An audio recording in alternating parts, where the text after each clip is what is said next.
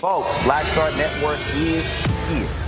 Hold no punches! I'm real revolutionary right now. Black power. Support this man, Black media. He makes sure that our stories are told.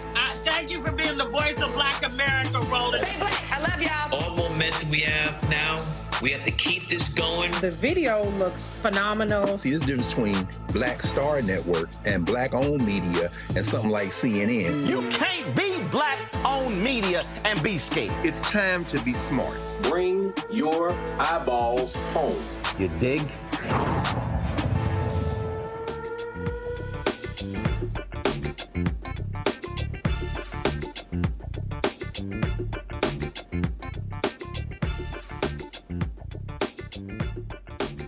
It's Thursday, September the 5th, 2024.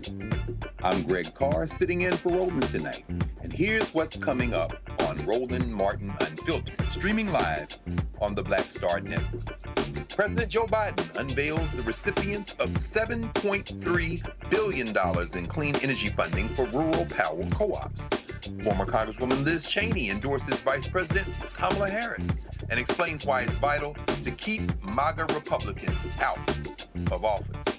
The president of Chicago's Joseph Business School will explain how Vice President Kamala Harris's plan for small businesses will help them create wealth in the community. Quite an ambitious plan, by the way. Look forward to that conversation. Haiti has extended its state of emergency as gangs continue to wreak havoc on the country. A former Haitian policy advisor will be here to explain why the transitional government doesn't seem to be working. Can't wait for that conversation as well. It's time to bring the funk on Roland Martin Unfiltered, streaming live on the Black Star Network. Let's go. He's got it. Whatever the miss, he's on it. Whatever it is, he's got the scoop, the fact, the find. And when it breaks, he's right on time and it's rolling. Best believe he's knowing. Putting it down from sports to news to politics. With entertainment just for kicks, he's rolling. It's on go, roll, y'all. It's Roland Martin, rolling with Roland now. He's funk, he's fresh, he's real, the best, you know he's Roland Martin now.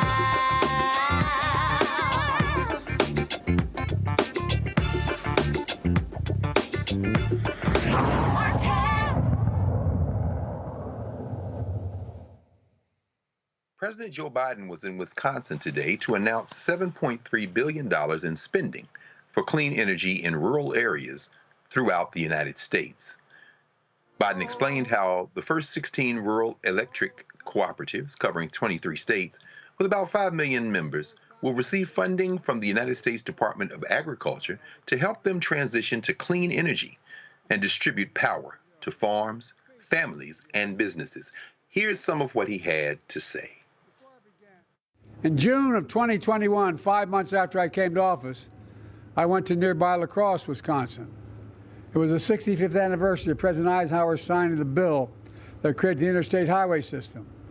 I talked about my vision to do something just as historic, to invest in infrastructure and clean energy and so much more in rural America, to invest in all America and all Americans, to propel us into the future, creating millions, and I mean millions of good-paying jobs, and positioning America to win the economic competition of the 21st century. And I'm back again today to begin a series of trips and events showing that progress we've made together by our Investing in America agenda, an agenda that has come to fruition over the last decade. Invest in America, invest in American workers. Here in Westby, you know, I'm proud to announce that my investments, through my investments, the most significant climate change law ever, and by the way, it is a $369 billion bill. It's called the, we should have named it what it was, but at any rate, the Department of Agriculture is able, from that legislation, to announce $7.3 billion in grants to 16 electrical co-ops nationwide to help rural communities transition to clean, affordable, reliable energy. It's the most significant transformative investment in electrification and clean energy for rural America since FDR's New Deal nearly 90 years ago. And that's not hype, that's a fact. And it includes Dairyland Power Cooperative that will receive $580 million to develop and purchase solar power, wind power, energy storage right here in Wisconsin and all across the Midwest. And here's why it's a game changer. Before the New Deal, private companies refused to provide affordable electricity to rural communities. As a result, 1 in 10 rural households, only 1 in 10, had electricity before FDR came to power. So farmers had to organize electric co-ops to distribute electricity to their families and their communities. With help from the New Deal, there are now more than 800 rural electric co-ops to provide electricity for 40 million Americans in 48 states. But key challenges, they've overcome them, but the co-ops are still nonprofits. They don't have the same resources that private utility companies have to modernize their energy infrastructure. And for decades, they couldn't access tax credits and make clean energy more affordable. That's why Kamala and I ensured that for the first time in American history, that these nonprofit co-ops can benefit from clean energy tax credits just like for-profit utilities have for decades.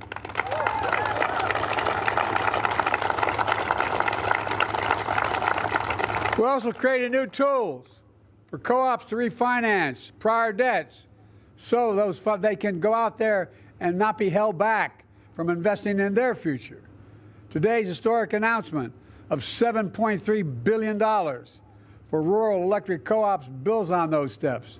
It means clean, affordable electricity for over 5 million rural households and businesses across 23 states. It means 20,000 jobs, good-paying, high-quality jobs, including union jobs, so rural America is empowered to lead our clean energy future. It means covering the upfront cost of clean energy so rural families can save on their energy bills and get just a little more breathing room at the end of the month. And it means rural entrepreneurs and manufacturers who are so fundamental to our economy are powered with reliable, affordable energy, and they can create more job opportunities in their communities. And guess what? It's also good for the environment as well. Because of our historic actions, we're going to reduce by 43 million tons greenhouse gas pollution every single year as a consequence of these investments.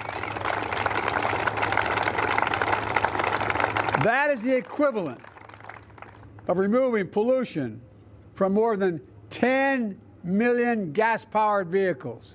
10 million. It's going to save $265 billion in healthcare costs because of better, cleaner quality of air. People aren't breathing polluted air and getting sick. That comes from the NIH. It matters, folks. You know it. And folks, I've kept my commitment to be president for all America and all Americans, including rural America. Your communities are the backbone, and that's not hype, you're the backbone of this country. You deserve the same resources as folks in our cities and our suburbs. And that's what today's announcement is all about. Generating rural power for rural America. But that's not all. Last year, I was next door with your good neighbor, Governor Walz of Minnesota. I think the guy's gone places. I talked about we're making the most fundamental and significant investment ever in rural America, creating new and better markets, new income streams that are generators of rural Americas that can grow and thrive. For example, we're taking on big corporations and doing everything from increasing competition in the meat markets to boosting domestic fertilizer production. In fact, here in Wisconsin, that means $12 million to lower fertilizer costs for farmers across the state, which also creates jobs and grows new businesses. Here in Wisconsin, we also invested $47 million to lower energy costs, install renewable and energy-efficient technologies like solar panels behind me on farms and rural small businesses. Darren just shared how That's cut his family electricity bill in half. We're helping farmers and ranchers and entrepreneurs tackle the climate crisis. Climate-smart agriculture, such as cover crops, nutrient management, storing carbon in the soil. These practices reduce the greenhouse gas emissions and improve our overall health of the soil and the water. They put us on a path to continuing to grow the food, the fuel, the fiber that will power our nation for decades to come. Through our bipartisan infrastructure law, it's a fancy way of saying that $366 billion for environment, most significant investment in America's infrastructure. And what the infrastructure bill, by the way, the bipartisan bill, that was $1.2 trillion. And guess what? We're still lowering the deficit. Anyway, the most significant investment in America since Eisenhower's interstate highway system. We've invested $4 billion so far in 350 projects to modernize Wisconsin transportation. Just in Wisconsin, that's been invested. Infrastructure, only 3 roundabouts on Route 14, US 14, and a new bridge on County Highway M. Folks, look, just like we're making the most significant investment in rural electrification as FDR, we're also making the most significant investment ever in affordable high-speed internet. Because affordable high-speed internet is just as essential today as electricity was a century ago. In order to be able to do business, and when things are shut down, your kid doesn't have to sit outside of McDonald's. And anyway, that's why we've invested $1.6 billion just in Wisconsin to connect everyone to affordable high-speed internet in Wisconsin.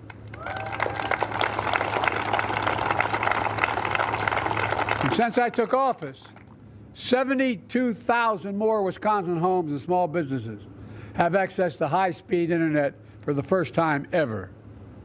We're going to keep it going. We've also invested $200 million to replace lead pipes across the state so a kid can drink clean water without worrying about brain damage, and changing their schools as well. Well, the president looks to have a lot of pep in his step. He's got his cool sunglasses on. He says this is the biggest investment in rural electrification since Franklin Delano Roosevelt. Here to discuss this, myself, of course, and our dear sister Reese Colbert, host of the Reese Colbert Show from Washington, D.C. That's Sirius Channel 126, Sirius XM on the weekends. So y'all make sure y'all tune in. Hey, Reese, how you doing, sis? Hey, fellow Sirius XM host. Yes, indeed. Yes, indeed. We holding it down, trying to keep black media going. There we go. There we go. We're trying to do it. Yes, we are. So, well, I mean, Joe Biden is looks like he's in fighting form now, huh? Take that re-election campaign off him, and he's moving with a little pep in his step. What do you make of today's announcement, Reese? Well, Dr. Carr, you are grading on a curve today. But Am I grading on the curve? You are, but I will say thank you, Joe, for the clean energy and for stepping aside. Because if it was still that up against Trump, we would be up shit creek right now. But I do appreciate the substantive value of what he was saying. This is undeniably and unequivocally one of the most accomplished administrations in terms of advancing clean energy, in terms of advancing our investment in infrastructure and clean energy. This was something that President Obama certainly ran on, and he made strides, but they didn't really get very far in a lot of things. And obviously Trump is drill, baby, drill. And so I appreciate this for a number of reasons. Number one, when we have Trump-appointed judges who have basically gutted the Civil Rights Act enforcement of disparate treatment and evaluating that in how companies, for instance, set up shop in Black communities for waste, for their carcinogenic waste and for oil refineries and things of that nature, then we need to create an economy, as Vice President Kamala Harris would say, an opportunity economy that is more around clean energy and, weaning us off our reliance off of pollution, off of polluting, producing energy. And so I appreciate this. This is also, something that's good for rural communities. Black people are in rural communities as well. They're not just white folks in rural communities. And so this is undeniably a win. Now, I sometimes I do twitch a little bit seeing bipartisan law, because it was probably like, 2 or 3 bipartisan people on the infrastructure bill. I don't know. It could have been more people, but this is a Biden-Harris Democratic Congress infrastructure bill, and we're seeing the results, and very quickly, not 10 years from now, but immediately. So this is really, really great that he's still out there touting the accomplishments of the Biden-Harris administration. Absolutely. If you don't mind, spend a few minutes and help us walk through the politics and how this might even impact the campaign. Like you say, all this money going to rural America. And as you just said, the Inflation Reduction Act got no Republican votes. And by the time you combine that with the $7.3 billion today, they're talking about close to $30 billion of investment in rural America. A lot of those states that are going to benefit, including today, we see Wisconsin with this Dairyland Power Co-op. They're getting, let's say, $573 million. That's Wisconsin. You've got Pennsylvania, Minnesota. You've got Michigan in here, Nevada, Wisconsin, not to mention places like Florida and Ohio. If you're advising the Harris campaign, how could you make today's announcement perhaps work, not to spend too much time on it, but maybe to emphasize some of this stuff in some of these states that may be nudging towards swing or even toss up or close enough to maybe come in and steal? Well, I would say 2 words: electoral college. Wisconsin is a must-win state for this electoral college, and it's swinging in Vice President Kamala Harris's direction. And I think it's swinging towards the Democrats. There's, if I'm not mistaken, there's a key. Isn't Tammy Baldwin up? Isn't she Wisconsin? Okay, I think she's up for election as well this time. And so this is a key must-win state. And so I think what Democrats have gotten better, particularly since President Biden dropped out, bless his heart, is touting their accomplishments, or at least the times that they are touting their accomplishments, penetrating through the ecosystem that wants to have Donald Trump suck up all the oxygen. And so I think one of the strongest messages to your potential voters is specifics. One of the complaints against Vice President Kamala Harris right now on the trail is people don't know what her plans are. She's had a couple of specifics, but you have to get specific to really win over the undecideds. I don't think that you're going to get people off the couch off of platitudes. You're going to get them off the couch when you talk about the specific ways that they're going to benefit. And it's no doubt that this is going to bring manufacturing jobs, probably union jobs, which would probably be a criteria to not be part of the investment if we were talking about the Trump administration making this announcement. And so this means job. This means opportunity. This means that you're less likely to have to move because of tornadoes or because of 100-degree weather for 100 straight days like Arizona.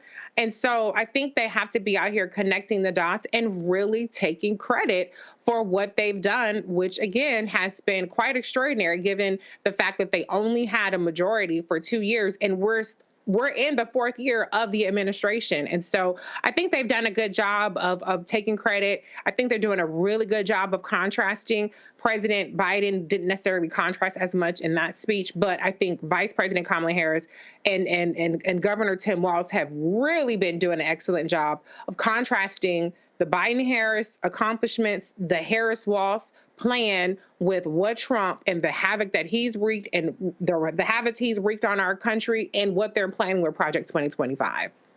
No, I agree with you wholeheartedly. It's fascinating, as you said, he didn't do it there. And of course, he has his bipartisan thing that he's been on for his whole life. Mm-hmm. That's true. With segregationists. So, but she is drawing that contrast. It's been interesting over the last couple of days to see her begin to diverge from Biden on some economic policy and talk about things like these taxes on corporations and raising them. So it sounds like I'm sure those legs that she is using now were always under her in terms of the things she wanted to kind of diverge with, but she does seem to be getting bolder in terms of drawing out some of these distinctions. Something you said earlier, and of course needs to obviously be always highlighted and underscored, is that Black people live in these rural communities too. I mean, might say, well, what is the administration doing for Detroit or Flint? What is the administration doing specifically for Black people? Well, when you start talking about a reduction in the power costs of 40% over 10 years for a lot of these communities, it's a lot of poor people involved in those communities too. How do you see this playing out in terms of the next couple of months in this election campaign season of the vice president beginning to sound more the note of economic populism and the idea that for the poor, echoing William Barber, these things kind of give relief in ways that may make people rethink their decision to go into the voting booth at the same time that this money is coming out. Like, say, we only had 2 years to be able to do it. And now, she does seem to be really beginning to stress the idea of poor people really benefiting from policies that these Republicans really could care less about. You feel like she's getting more momentum in that kind of economic populism message? Well, absolutely. It's the economy, stupid, as James Carville. I don't want to care for him, but he was right on that.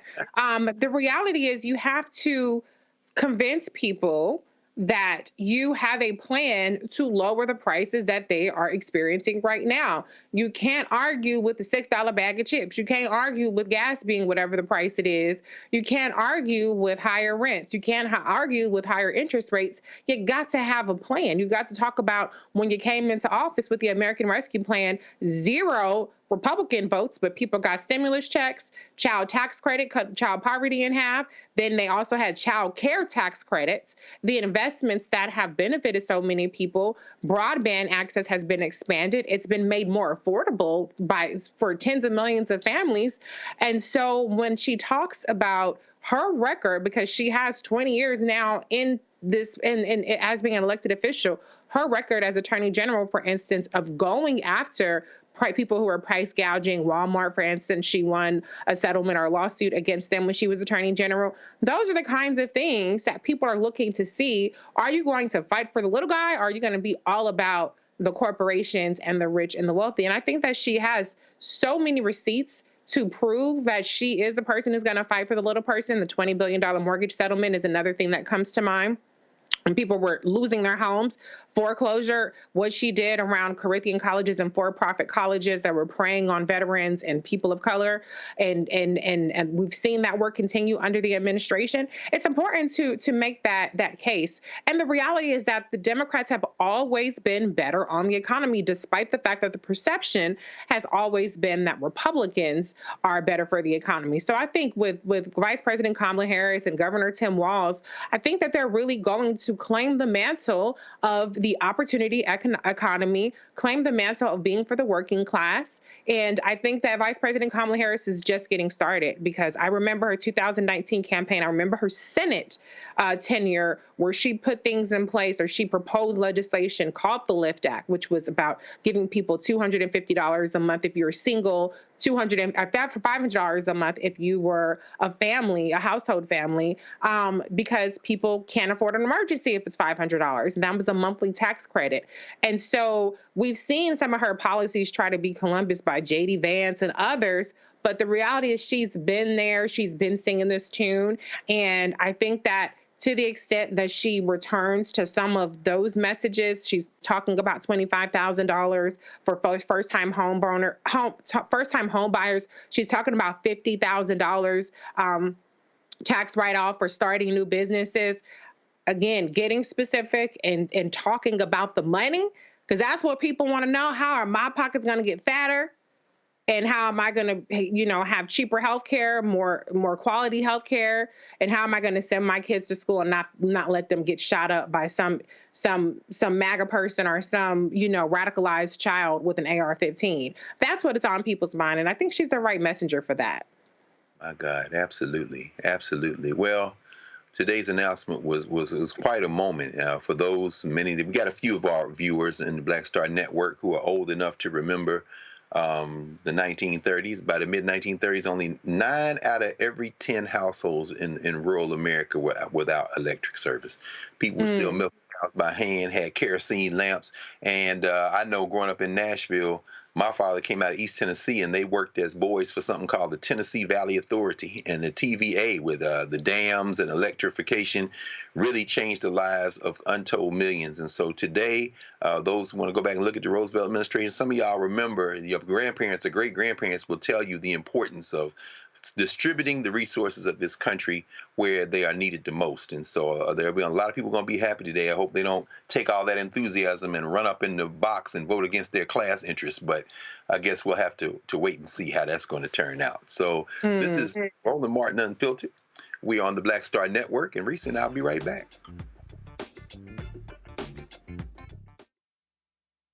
When you talk about blackness and what happens in black culture, we're about covering these things that matter to us, speaking to our issues and concerns. This is a genuine people-powered movement. There's a lot of stuff that we're not getting. You get it, and you spread the word. We wish to plead our own cause. Too long have others spoken for us. We cannot tell our own story if we can't pay for it. This is about covering us. Invest in black-owned media. Your dollars matter. We don't have to keep asking them to cover our stuff. So please support us in what we do, folks. We want to hit 2,000 people, $50 this month, raise $100,000. We're behind 100,000, so we want to hit that. Y'all money makes this possible. Checks and money orders go to P.O. Box 57196, Washington, D.C. 20037-0196. The Cash App is $RM Unfiltered. PayPal is R Martin Unfiltered. Venmo is RM Unfiltered. Zelle is Roland at RolandSMartin.com. Next on the Black Table with me, Greg Carr. There's a lot of talk about the inevitability of another civil war in this country. But on our next show, we'll talk to a noted author and scholar who says we're actually in the middle of one right now. In fact, Steve Phillips says the first one that started back in 1861, well, it never ended. People carrying the Confederate flag, wearing sweatshirts saying MAGA Civil War, January 6, 2021, stormed the U.S. Capitol, hunted down the country's elected officials, built a gallows for the Vice President of the United States, and to block the peaceful transfer of power within this country. On the next Black Table, here on the Black Star Network. Hi, I am Tommy Davidson. I play Oscar on Proud Family, Louder and Prouder. I don't play Sammy, but I could. Or I don't play Obama, but I could. I don't do Stallone, but I could do all that. And I am here with Roland Martin on Unfiltered.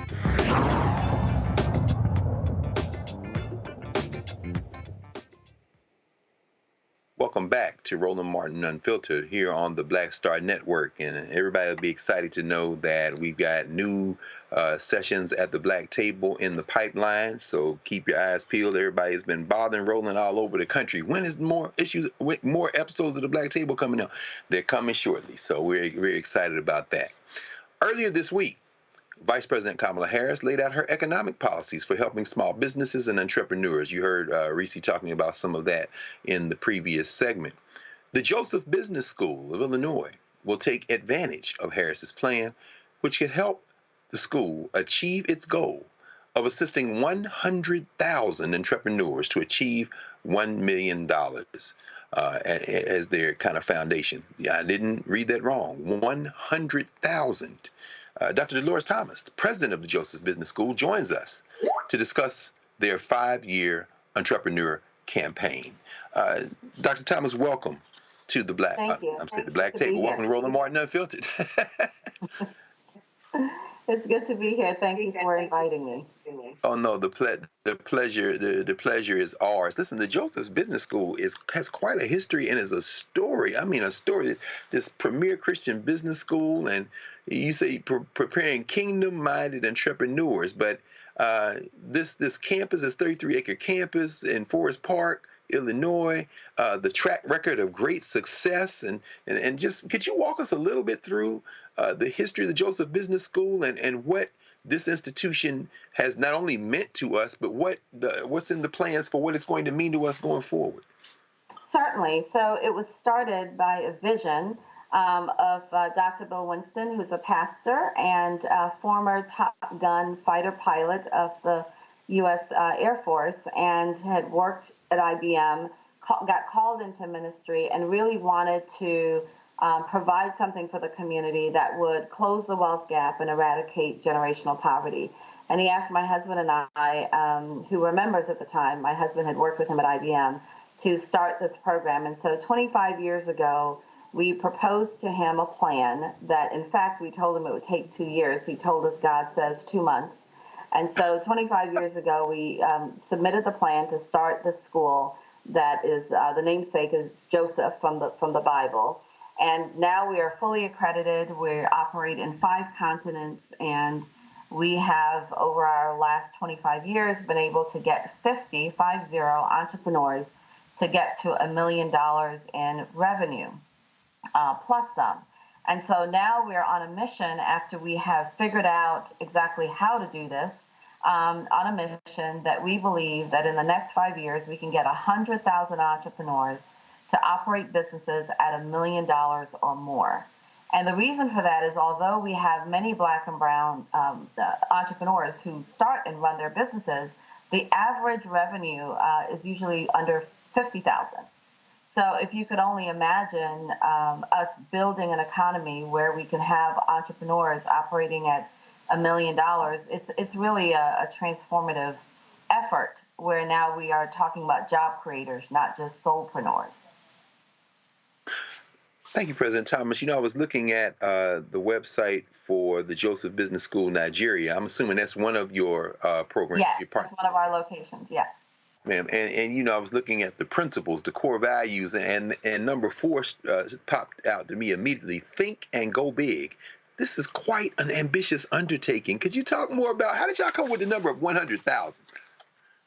Well, it creates $1 billion economy just on the face of it, not to mention how much they would create and create jobs and add to the GDP. But 100,000 entrepreneurs at $1 million create a $1 billion economy. And what Dr. Winston had said a long time ago, he wrote a book called The Billion Flow. And it really is a way of endeavoring to eradicate generational poverty, one entrepreneur at a time. But when we talk about think big, we recognize that within the Black and brown community, sometimes we're in jobs that are service jobs, right? Whether that's a hair salon. Well, you can't always get to $1 million with just doing hair in your kitchen or in a local store. So we tell them to think big, that if hair is your passion, let's scale that. Let's create multiple salons. Let's create hair products, right? If you're into baked goods, let's make it huge. And so what we recognize is that these passions are sometimes not developed to where they could be scalable, where they could create jobs for others. And so that's our motto, is to think big. And what we find is that most of our entrepreneurs are first-generational entrepreneurs, and they've never had someone before to kind of walk them through what it means to be an entrepreneur. And our job is to help them to recognize that with God, all things are possible. And yes, you can have a big job, and you can have a big company, and you can create opportunities for others. And so that is our motto. You've got to think big, because God only has big ideas. Absolutely. A couple more questions from me, and I'm going to ask Reese Colbert to join us in this conversation, if you don't mind, sure. President Thomas. Your faculty is drawn from everywhere, right? I mean, it's just fascinating to look at some of the areas of expertise they are in: investment bankers, financial analysts. Could you talk about the people when folks are coming to be trained by you and to be in community? What kind of folk will we be encountering as you sign up for this program? Yes, that's a very good question. So one of the things that we realize, we're not a typical school where you go to school, you're studying, what happened with Walmart, what happened with, Tesla, and then you graduate and you're trying to figure out, well, what do I do with what I learned? That's not how we approach our program. Every entrepreneur is working on their business, and their assignment is their business. So I say, instead of working in your business, let's work on your business.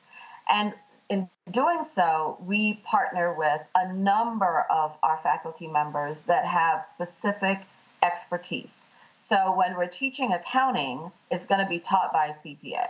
When we're talking about investments, it's going to be taught by someone who's a certified financial advisor. Or when we are talking about marketing, it's someone who has done marketing.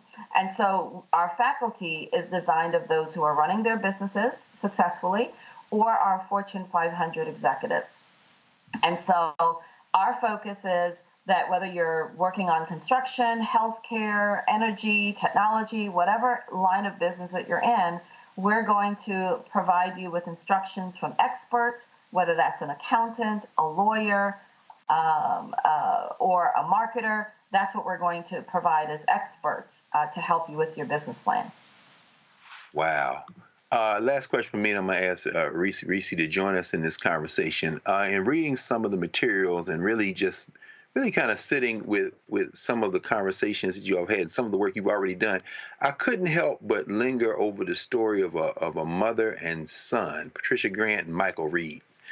And I thought, man, this is fascinating. Could you tell us a little bit about two of these success stories of folk who've already come through JBS? Yes, absolutely. So she actually grew up in one of the toughest neighborhoods in Chicago called Cabrini Green. And if you know anything about Cabrini Green, you would know that the story is short of a miracle. But she signed up for our program and has been doing very, very well, to the point where she started to influence her children. And her son was so impressed with how her life had been transformed that he decided he wanted to also attend the program. And so he attended the school, and now they've gone from Cabrini Green to where Pat was raised to now the son owns and lives in a multi-million-dollar home and owns over 30 plus properties. And one of the things that that makes that such a successful story for us is because we believe in multi-generational wealth, and also, like I mentioned, closing the wealth gap. We also have other entrepreneurs, where we have a gentleman who's an ex-offender, and he loves barbecue. He launched a barbecue shop. And he said, man, I was hustling and trying to make it to $1 million. And then I decided to go to the Joseph Business School. And he's been able to get his barbecue shop to produce over $1 million and is now hiring ex-offenders themselves. And so what we tell our entrepreneurs is that they're not starting businesses for their own benefit, but for transforming the community and transforming generations to come. And so there's so many stories, people who've been on public aid, who didn't even, they would tell them in school that they weren't good at math. And when they come to the program, they learn how to manage their financial statements. They can produce an income statement, a balance sheet, a cash flow. They can understand their ratios. And they can really begin to not just guess about what it means to be in business, but truly command their financials, command their market, and they can grow and scale with great passion and with great agility. Yes, ma'am. If memory serves me correctly, your husband came through Tuskegee, right?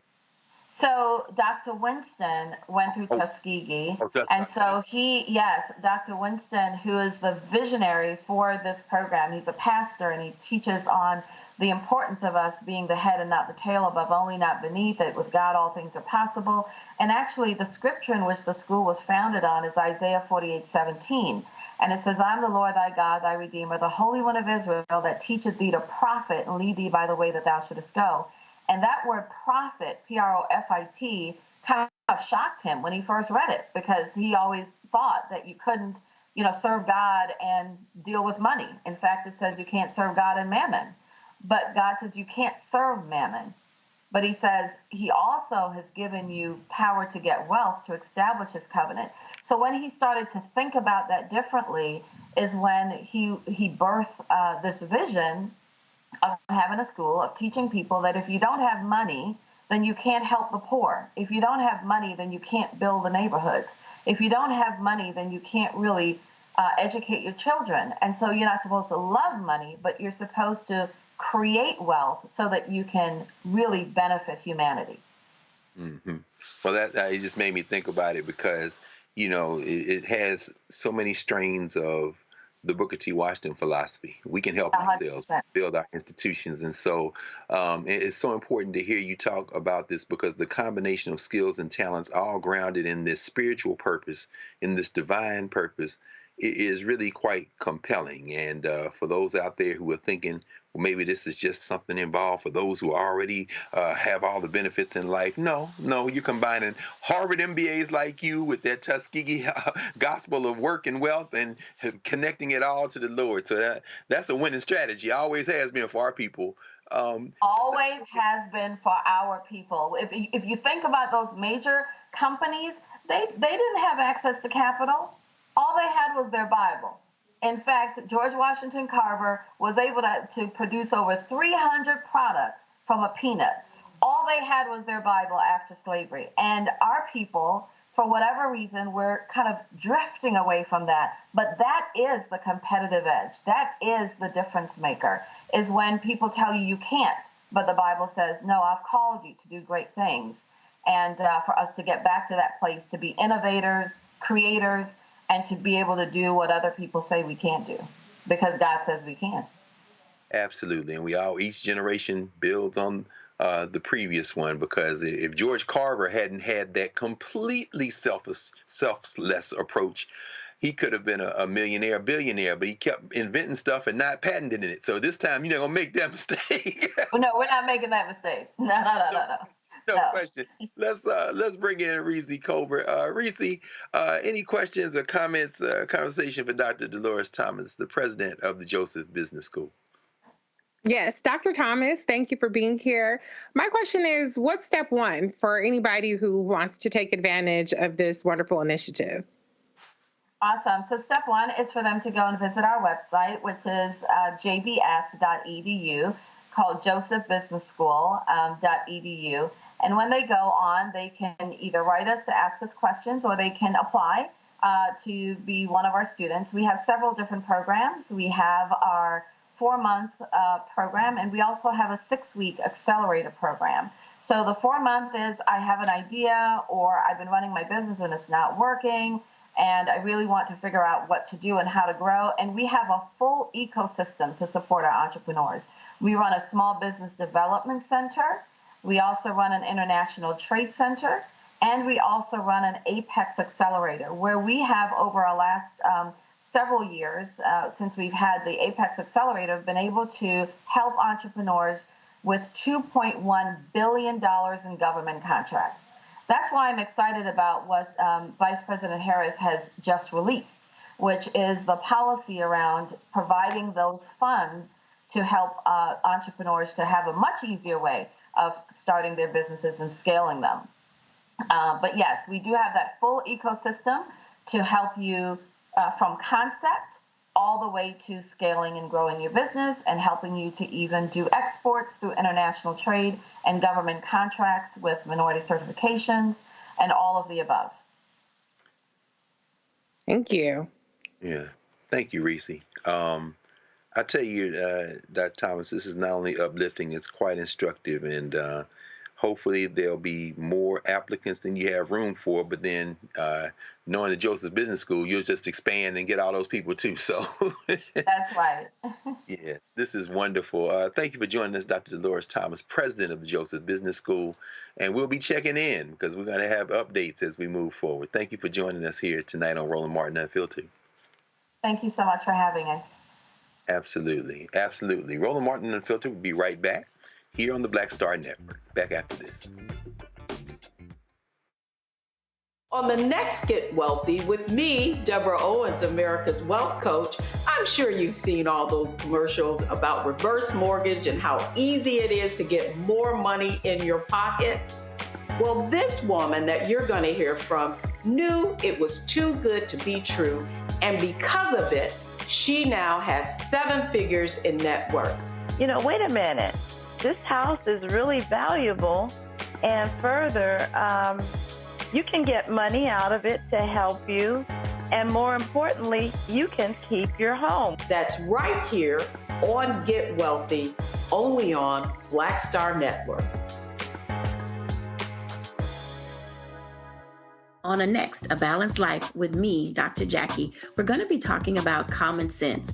We think that people have it, know how to use it, but it is something that people often have to learn. The truth is, most of us are not born with it, and we need to teach common sense, embrace it, and give it to those who need it most, our kids.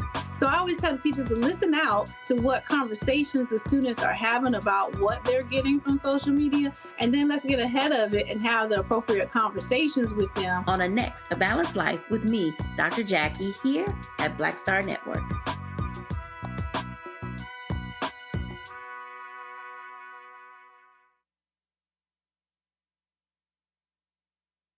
Hello, I'm Paula J. Parker. Truly proud on the Proud Family, Louder and Prouder on Disney+. And you're watching Roland Martin, Unfiltered.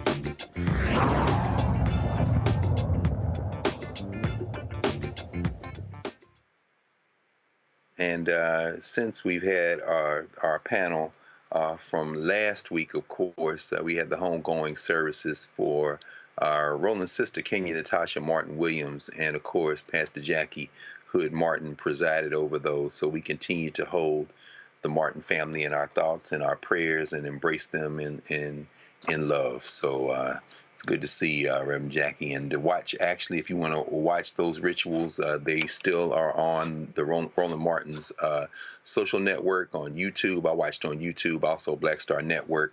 So again, we send that ancestor forth as he starts her journey into eternity. Well, Liz Cheney. What is Liz Cheney doing endorsing Kamala Harris? Former Congresswoman Liz Cheney says she's voting for Vice President Kamala Harris at a Duke University event entitled Defending Democracy. During the moderated session, Cheney explained the importance of defeating Make America Great Republicans. We have to defeat election deniers.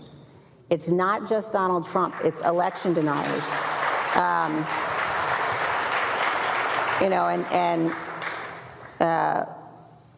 Here in North Carolina, that means defeating the Republican candidate for governor. It means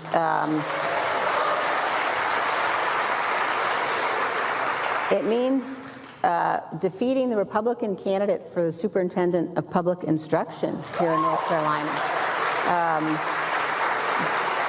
But we, as a nation, as a republic, we can't elect people who will only certify elections that they agree with the results, that they win. We have to elect people who are going to be honorable and honest stewards of the public trust. And that's certainly true in this election cycle, more than it's ever been. Reese, I promise you, no matter what it comes out of her mouth, right, wrong, or wherever, every time I see that face, I see her father. But I mean, you can't. I mean, she's still now politically. The two of us probably wouldn't agree with Liz Cheney on much of anything, but she does seem committed to continuing the American experiment. What do you make of Liz Cheney endorsing Kamala Harris, and not only endorsing her, but some of the other things she said in North Carolina at Duke? Well, in the past, I would have said Liz Cheney still ain't shit, but a win is a win. So I'm going to take the win. Thank you, Liz. And anybody else that want to hop on the Harris train, we need all the votes that we can get. I know that Donald Trump is telling people he don't need votes. We need votes over here on this side, okay? But to your point, I don't give out cookies, but what I will say is I do appreciate intellectual consistency. I do appreciate the ethical consistency and saying that this is something that's important to me. Democracy is important to me. She's had her other stuff we can call out, but I'm saying going forward and saying that we need to protect this country from the tyranny and the lawlessness of a Donald Trump. And so I'm going to put my money where my mouth is and actually support the only candidate in the race that can beat Donald Trump. Third-party candidates can't do that. And the candidate that actually embodies the virtues and the values that I hold dear. And we've been having debates, if you want to call it that, or we've been having discussions with people whose morals, whose ethics, whose policy priorities are not consistent with the party that they identify with, are not consistent with the candidates that they support. And so anytime a person looks past maybe where they've situated themselves in terms of party affiliation and actually is consistent in their application of their values and the candidate that they support, I'm going to celebrate that as a win. And so, you know, I ain't going to give her a pass for nothing, but on this one, I will say, welcome aboard the Kamala Harris train. No question, no question. I've been dying to ask you about this ever since Donna Bash asked the vice president if she'll be open to appointing a Republican to her cabinet. I know my students had some interesting ideas. I know you probably were in the middle of the conversation. Folk were saying, well, maybe she should appoint Susan Collins so the Democratic governor of Maine could put a Democrat in that seat. But, you know, could you imagine somebody like Liz Cheney finding her way into it? We're not putting the cart before the horse. Check your voter registration, everybody. Check your voter registration. Yeah. So we're not doing that. But could you imagine a Liz Cheney playing a role in the Harris administration? Hell no. I can't imagine that. That would not happen. Now, she might be ambassador somewhere. She might make her ambassador to Norway or Sweden or some white country or something like that. I'll be okay with that. They tend to do that with Republicans. When they say bipartisan, they mean Cindy McCain, you can go be ambassador of some country or whatever. Is she like London or something like that? Wherever she is. I don't have a problem with you making her ambassador, honey, but let's go on ahead and keep the cabinet Democratic. Okay, I don't think we need to have intellectual diversity in the actual cabinet. Now, if you want her to be an advisor, if you want to make her the border czar, okay, saddle a Republican with the border. I don't have a problem with that. But no, I do not think that she will be part of the ecosystem and think tank and leadership of the administration. But thank you for your support, Liz Cheney. Okay, well, I was just saying, I need to ask Risky about this. Okay, very good. Well, speaking of not putting the cart before the horse, there's an election to be won. There's an election to be run. Today, the Harris campaign has accepted the terms of Tuesday's presidential debate with former President Donald Trump. The rules included muted mics. Remember, originally, although Donald Trump claimed, oh yeah, don't mind them being unmuted, whatever, the candidates' microphones will be off when it is not their turn to speak. However, in a letter to ABC News Wednesday afternoon agreeing to the rules, the Harris campaign again reiterated its objections to the muted mic conditions, insisting that it believes the vice president will be, quote, disadvantaged, end quote, by the format. You think, former prosecutor? Oh my God, she would have that man talking out of all sides of all necks if they kept talking, right? The moderator will also discourage either candidate from interrupting and will work to explain what is being said to viewers. By the way, be sure to join us on Tuesday, this coming Tuesday. You know how Roland Martin does it. We'll probably be in the studio all night long because there's going to be complete debate coverage beginning at 7 p.m. Eastern Time. Reese, I guess they really have a choice, did they? Yeah, I mean, Trump has no self-control. And so his team is trying to manage him as best as they can by turning off the microphone. It was something very interesting that President Biden said was that Donald Trump was hollering while he was speaking, and it was just throwing him off. We couldn't hear it in terms of the viewing audience, but he can hear it. And so I can definitely understand why Vice President Kamala Harris, knowing the experience that Biden had, would want the audience to understand just how unhinged and out of control Donald Trump is. And so I think the challenge for her, if I were her, I would be like, y'all can't hear this right now, but he's over here unhinged, screaming like a maniac while I'm trying to talk. She needs to tell him and say, I'm speaking. We love the I'm speaking part. And I think she's going to have to play referee. She's going to have to play prosecutor, but she's going to have to stay focused and on her score. And please, somebody tell her where the camera is, because President Biden, I don't know what he was doing. And so it's going to be very much an orchestrated event.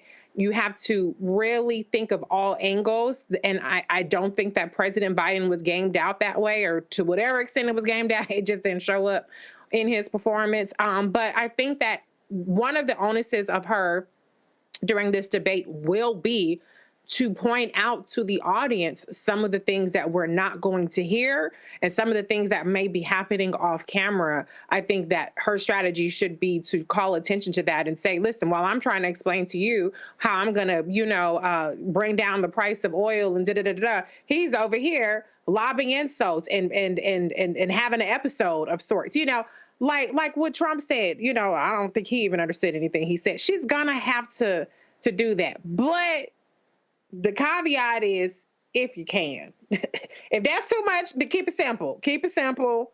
Just stay on message, ignore him. But if you can multitask like most Black women can, and if you can get your message across and also be like, see crazy over here, then go ahead and do that. You know, I think Hillary Clinton tried the ignore him attack. President Biden was a little out of it, so he really wasn't fighting back at all this past debate. And so I think that the expectations are higher on Vice President Kamala Harris's side. And so I hope that they've gamed out every scenario, game out everything, game out he's hollering, game out he's quiet, game out he says X, game out he says Y and Z. Sometimes I feel like they haven't fully gamed things out, like the Tulsi Gabbard moment. And that's my only concern. That's the only thing that keeps me up at night. It's like, are y'all gaming all this stuff out? Because you have to be prepared. There should not be one error that should have been anticipated. Something that you knew, you should have known. I could have told you if you called me, I'd have been like, that's what they're going for you at. I don't want even one of those moments because the stakes are too high, and she's going to be graded like she's supposed to knock President Biden's debate performance out of the park. And Donald Trump is going to be graded like Donald Trump. Absolutely. Absolutely. Well, one thing about lawyers, particularly trial lawyers, and particularly people with experience like the vice president, who, of course, began her professional life as a public defender and has been on both sides of that, it's hard to knock people like that off their feet. So even if they haven't gamed it out, I suspect that she will be very hard to rattle, to dislodge, and she'll be able to make the pivot very quickly, certainly. I'm glad you mentioned Tulsi Gabbard, because if she's the one helping to prep Trump, then God knows he's not going to be prepped at all. But that leads me to another question I want to ask you. ABC reported that they reserve the right to turn the mics on if there's significant back and forth between them. And they said there'll be reporters in the room who can report what is being said. So you know he's going to talk. You know he can't stay quiet. So I guess a couple of questions for you. One, can you imagine ABC maybe calling an audible and lighting those mics up and us catching some of that? And two, whether they do it or not, do you think this might be the only debate we have between the two? Is Trump maybe going to basically say, I've had enough, and maybe one is one too many, particularly if she has, as we all expect, a strong night? I think that I'm 50-50 because look, when you are in a 12-round fight and you need a knockout, you might get your ass knocked out, but you got to go for it anyway. And so if things go well, and we already know Governor Walz is going to wipe the floor with J.D. Vance, he might need to take the swing, before the election, try to stall the momentum. That's going to be the only card that he has left to play, is another debate, and hope that she falls flat on her face. And so I wouldn't rule out another debate especially if she performs well, the momentum is on her side. Governor Walz is going to keep it going. Donald Trump he's going to have a sentencing coming up, and he has a lot of things that are going to keep the heat on him, and he's going to need an opportunity to try to shift the narrative. And the biggest swings that you have to take are the debates. So I wouldn't rule it out completely. But if he does better than her, then yeah, that's it. He ain't going to be like, I'm going to take the win and I'm going to walk on. But I don't expect that to happen. It's going to be a draw, most likely, in terms of, because he's going to be great on the curb, or she's going to perform, exceptionally well, and he's going to have no choice.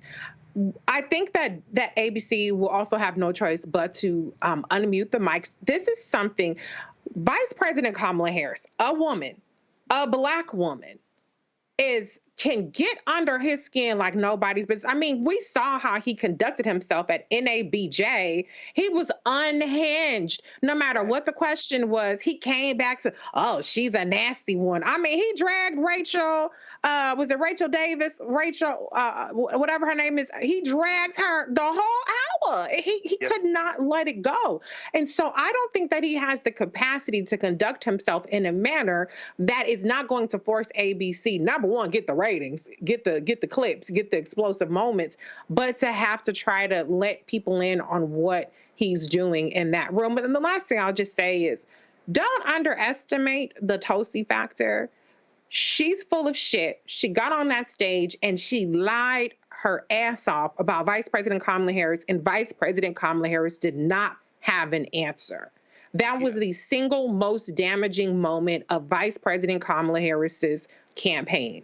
Now, the bigger issue was it takes a white man to be the white man, and the donors wanted to go with the white man, and she just had an overlap in who her constituencies were, donor-wise and in voting-wise. That's her biggest issue. But the singular most damaging moment of her campaign was Tulsi Gabbard. She has to be prepared for the lies. She has to be prepared for the lies in the same way that, because what was damaging to President Barack Obama when he first debated Mitt Romney, he didn't expect Mitt Romney to get up there and lie his ass off. And so that first debate, he was just like not prepared. And so she has to be prepared, not just for him to lie, but for him to lie specifically about her record, and she has to have direct answers. I'm not of the camp that just says, keep saying, oh, it's the same old playbook and batting it away. I think that because it's going to be a debate, she has to directly take him to task on the lies that he's going to say, on his attacks on her blackness. She's going to have to answer as a Black woman, not batted across. I think she's gonna have to be prepared to be specific and direct. And I'm hoping that the strategy isn't to just be like, oh, that's just Donald. Oh, well, see how crazy it is. The biggest weakness that I saw was when she was not direct in attacking very specific claims that were made for her. So that's and y'all know I love Kamala. Y'all know that I'm team ride or die. And if she bombs, I would be like, well, I'll help a sister out. I'll say what she should have said. But that's what keeps me up at night, is I think that people underestimate the specificity and the disinformation that is out there about her, that has been out there about her for 5 years. That's being regurgitated, that's backed up by selectively and deceptively edited clips and memes, and that a lot of people believe. It hasn't been enough to deny her the VP slot. It hasn't been enough to stall her momentum, but she cannot trip and not directly address specific lies about her. I'm not saying that she has to go point by point, but she has to be prepared to get specific, and she has to be prepared for the fact that he's going to be specific even in his lies. Absolutely. Absolutely. Well, we'll get deeper and deeper into this on Tuesday night again. Complete debate coverage here on the Black Star Network, live beginning at 7 o'clock Eastern Time. You do not want to miss that. We will be right back here at Roland Martin Unfiltered. You're watching the Black Star Network. Back after this break.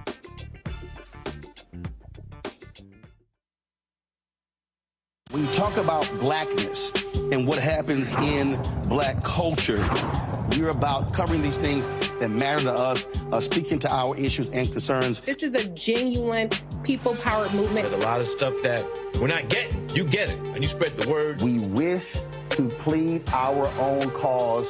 Too long have others spoken for us. We cannot tell our own story if we can't pay for it. This is about covering us. Invest in Black-owned media. Your dollars matter. We don't have to keep asking them to cover our stuff. So please support us in what we do, folks. We want to hit 2,000 people, $50 this month, raise $100,000. We're behind 100,000, so we want to hit that. Y'all money makes this possible. Check some money orders. Go to P.O. Box 57196, Washington, D.C. 20037-0196. The Cash App is $RM Unfiltered. PayPal is R Martin Unfiltered. Venmo is RM Unfiltered. Zelle is Roland at RolandSMartin.com. Next on the Black Table with me, Greg Carr. There's a lot of talk about the inevitability of another civil war in this country. But on our next show, we'll talk to a noted author and scholar who says we're actually in the middle of one right now. In fact, Steve Phillips says the first one that started back in 1861, well, it never ended. People carrying the Confederate flag, wearing sweatshirts saying MAGA Civil War, January 6, 2021, stormed the U.S. Capitol, hunted down the country's elected officials, built a gallows for the Vice President of the United States, and to block the peaceful transfer of power in this country. On the next Black Table, here on the Black Star Network. Carl Payne pretending to be Roland Martin. Holla! You ain't got to wear black and gold every damn place, okay? Ooh, I'm an alpha, yay.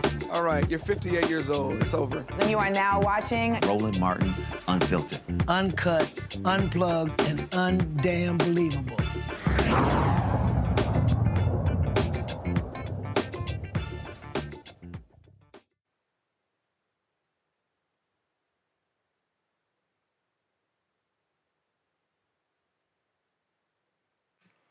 Okay, here we go. That's why I love coming down to the mothership, to the main studio, doing it from here. Couldn't get there in time, otherwise I wouldn't have had to mute myself like that. Welcome back to Roland Martin Unfiltered here on the Black Star Network. Remember to support the Black Star Network across our platforms. It is because of you that we have this platform, we have this network. So there you see all the important information, whether you're watching on iPhone, Android, or Apple Plus TV, or Roku. If you're going through any of the other ways, we're over the top. We're on all digital platforms. So make sure you support Roland Martin Unfiltered. Let's turn our attention in the world to the first independent republic controlled by African people in the Western Hemisphere, and that, of course, would be the nation of Haiti. In Haiti, there's an extended state of emergency. The world anticipated some stability would come to Haiti, at least a lot of people in the world did, after governmental infrastructure was put in place, some form of stability. However, the Haitian authorities have continued and have expanded, in fact, to the whole nation, a state of emergency, as the government battles the armed militias that have taken control of large parts of the capital and are attempting to move into other regions. According to the United Nations, nearly 580,000 people have been internally displaced by conflict, with close to 5 million facing severe hunger. The move to expand the state of emergency comes as the Secretary of State, Anthony Blinken, who I don't know when he stays in the United States, he's been bouncing back and forth in the so-called Middle East for quite some time, but he is planning to visit Haiti, where he will meet with the new Prime Minister, Gary Coney, to discuss forthcoming steps in Haiti's democratic transition. We are very happy to be joined here at Roland Martin Unfiltered on the Black Star Network by Johanna LeBlanc, a partner at the Adumi Advisory Group, who has served as a foreign policy advisor to the Haitian government and recently served as a senior staffer on Capitol Hill. Where she worked, among other things, on Haitian matters. She joins us now to give us an update on the world's first independent Black republic and what's going on right now. Thank you so much for joining us, Sister Joanna. Could you give us a sense of what's going on in Haiti and through your lens, what needs to happen? Dr. Carr, thank you so much for having me on. I'm happy to see that the Haitian government is taking the right steps, announcing a nationwide emergency. The reality is that the country has been in a state of emergency since the assassination of Jovenel Moïse, which occurred in 2022. More than 500 people have been displaced due to gang violence in the country. Countless people are homeless as a result. And we're talking about a country that never fully recovered from the earthquake that happened in 2010, where more than 300,000 people lost their lives. Fast forward 2024, we are dealing with 4 crises simultaneously. You have the humanitarian crisis, the economic crisis, a governance crisis, and a security crisis at the same time. And that's the problem here. People across the country have been living in fear, not just those in Port-au-Prince. Studies show that more than 80% of Port-au-Prince have been is controlled by gangs, but those who live in outskirts of Port-au-Prince and the countryside have also felt the violence in their respective neighborhoods across the country. But as you know, Dr. Carr, currently you have the Kenyan-led mission on the ground that are supposed to help restore some peace and stability in the country. And recently, the United States announced through the media that it is considering turning the Kenyan-led mission into a UN peacekeeping in the country. And I think that's a mistake. I think that what needs to happen is that Kenya has been on the ground now for almost 2 months. They've made some mistakes and they've learned the terrain a little bit more. And I think with what has been learned by the Kenyan mission, I think they can make sure that they address the issue properly moving forward. But for the U.S. to go through the UN to establish a UN peacekeeping in Haiti, I think that, first of all, I don't think it's going to happen because the UN is very bureaucratic, as we know, with the member states having the veto power, with China and Russia being two of those members of the UN Security Council, are not going to allow the United States the opportunity to have this mandate pass through. I mean, it was hard enough to get the Kenyan-led resolution through, but to get a UN mission through UN, it's very unlikely. So what I think should happen instead is Kenya should ask for an extension, should extend its mandate, and Kenya should be provided with additional resources. As we know, the mission as it is right now is very underfunded. Yes, the United States, as the #1 funder for the mission, has announced millions of dollars to support the mission, but a lot of that support comes in form of military equipment, surplus of equipment that the U.S. has, and the U.S. provides them to the Kenyan-led mission and the police force in Haiti, but not necessarily providing actual dollars for the mission. And I think there also needs to be more support from the partners, because this is a Kenyan-led mission, which means that there are other partners, there are other countries that have agreed to be a part of this, to participate. And I think it's time for everyone to step up and provide the necessary support that the mission needs in order for it to be successful and for the country to restore some level of security. You know, I'm glad you're raising this, and I know that your group, Adomi, has a global African kind of team. So you've got your eye on a lot of places in the world. As you said, the UN, obviously, between bureaucracy and all the political interests that are swirling around the UN, can move slow. And given your expertise and vast experience working not only as a policymaker, but as an observer and kind of like on the ground as well, grappling with the challenges facing Haiti, do you see some similarities in previous moments? I mean, the idea of a black-facing group of black-facing group. We know that there are protests in the streets in Kenya around the Kenyan economy and what Ruto is or isn't doing over there, and the idea of sending peacekeepers somewhere else hasn't played quite nicely with a lot of people in Kenya. Saw what Mia Amour Motley in Barbados had to say about participating, but participating in a very specific kind of limited way in a kind of Pan-Africanist move. Any thoughts on how the Black world community, I know CARICOM was involved, and they had those early meetings earlier this year kind of leading to, how should we be thinking about how Black folk, particularly those in countries in Africa and the Caribbean, as the UN is kind of used as a point of entry, as it has been used before in Haiti by powers like the United States and Canada and France. How should these African nations and nations run by Black folk be approaching this intervention to help the Haitian people? No, I think this is a great question, Dr. Carr. First and foremost, as it relates to a UN peacekeeping, there's been one in Haiti before, and it failed. It failed miserably. In fact, under the last UN peacekeeping, in the country, there are allegations of the UN bringing cholera into the country, which led to the death of thousands of Haitians in the country and led to countless Haitians being sick. And even though at some point the UN did admit to being responsible for bringing cholera into the country, but up until this date, not one person has been compensated, right? Can you imagine this happening in the United States, where the UN brought cholera to U.S. shores and American citizens were injured and died as a result?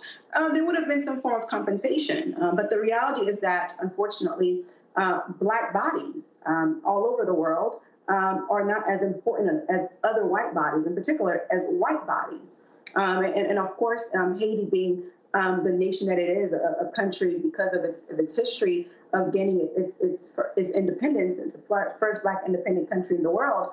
And that means something. And I will say Haiti's international partners has, to a certain extent, failed Haiti. So has leaders who have been elected or selected by the people have also let the Haitian people down. So UN peacekeeping have not worked in Haiti before.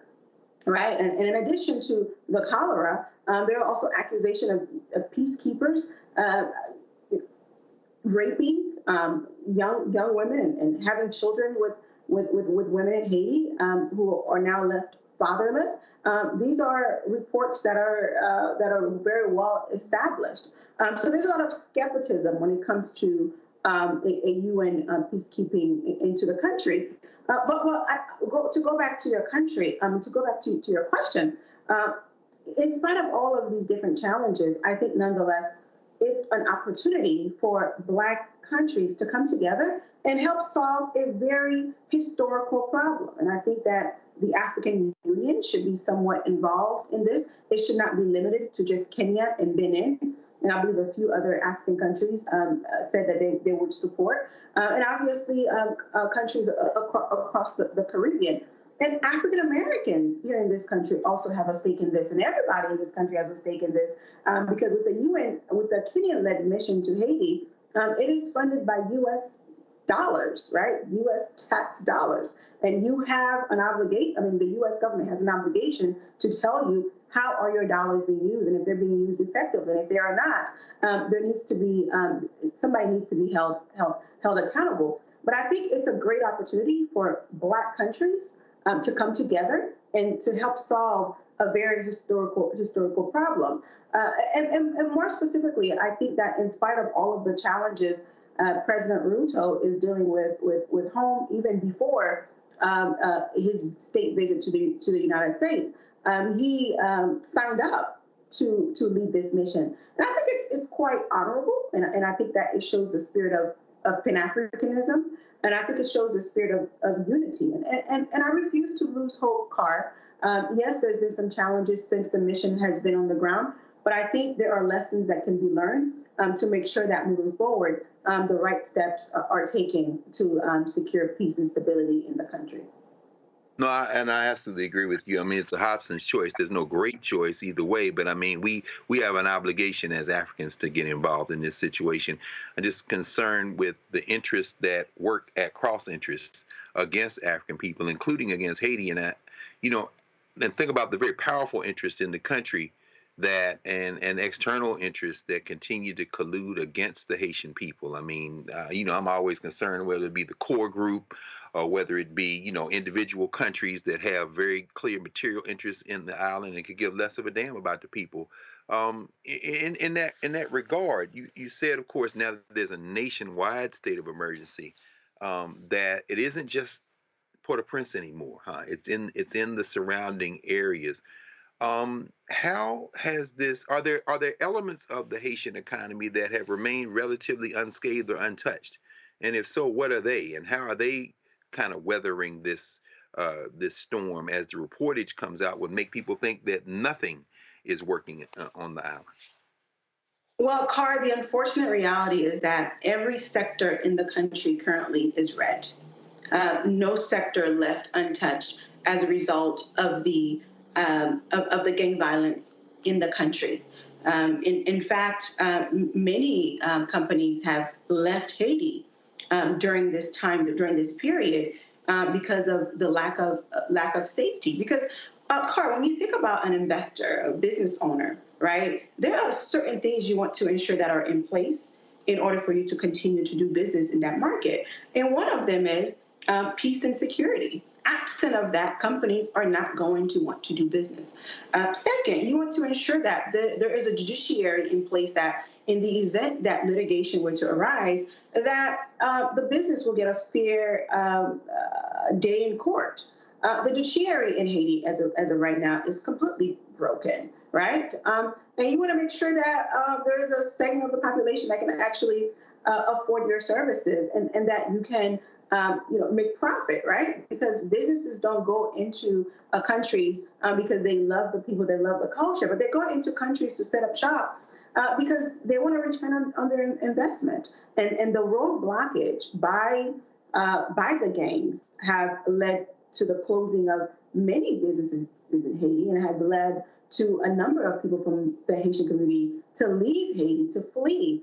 And when you talk about the issue of migration at the U.S.-Mexico border, you've seen an uptick number of Haitian nationals at the U.S.-Mexico border who are looking for safety, who are trying to seek asylum, which they are entitled to under international law, as a result of the not just the economic crisis, right, because they would not be eligible under an economic crisis, but the insecurity, the inability to live in a peaceful community, in the political persecution that comes with at times. So one of the reasons why the gangs have been very successful in Haiti, Dr. Carr, is because more than 60% of the Haitian population is unemployed. So they're able to recruit young people to be a part of the gang. When you don't have access to some of your most basic necessities, and you have a group that comes on board and say, hey, I will provide you with food and shelter, it makes it a little bit easier for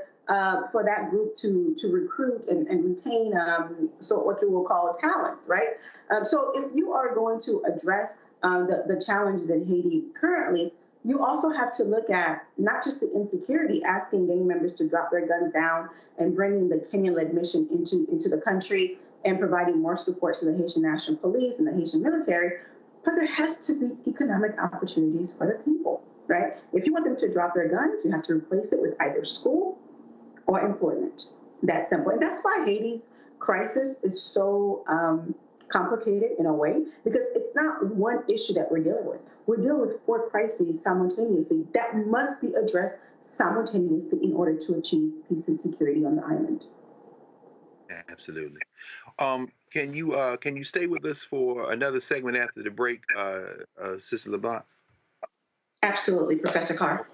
Okay, very good. Very happy to do that. We're going to continue this conversation with Joanna LeBlanc, partner at the Adomi Advisory Group, about this very important issue facing the Black world and the global community as well.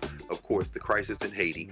Here on the Black Star Network, we're watching Roland Martin Unfiltered. We'll be right back.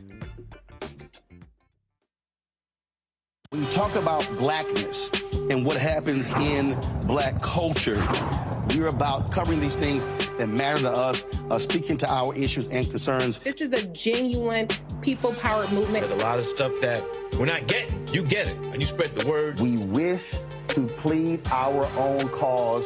Too long have others spoken for us. We cannot tell our own story if we can't pay for it. This is about covering us. Invest in Black-owned media. Your dollars matter. We don't have to keep asking them to cover our stuff. So please support us in what we do, folks. We want to hit 2,000 people, $50 this month, raise $100,000. We're behind $100,000, so we want to hit that. Y'all money makes this possible. Checks and money orders go to P.O. Box 57196, Washington, D.C. 20037-0196. The Cash App is $RM Unfiltered. PayPal is R Martin Unfiltered. Venmo is RM Unfiltered. Zelle is Roland at RolandSMartin.com. Hi, I'm Jo Marie Payton, voice of Sugar Mama on Disney's Louder and Prouder Disney Plus, and I'm with Roland Martin on Unfiltered.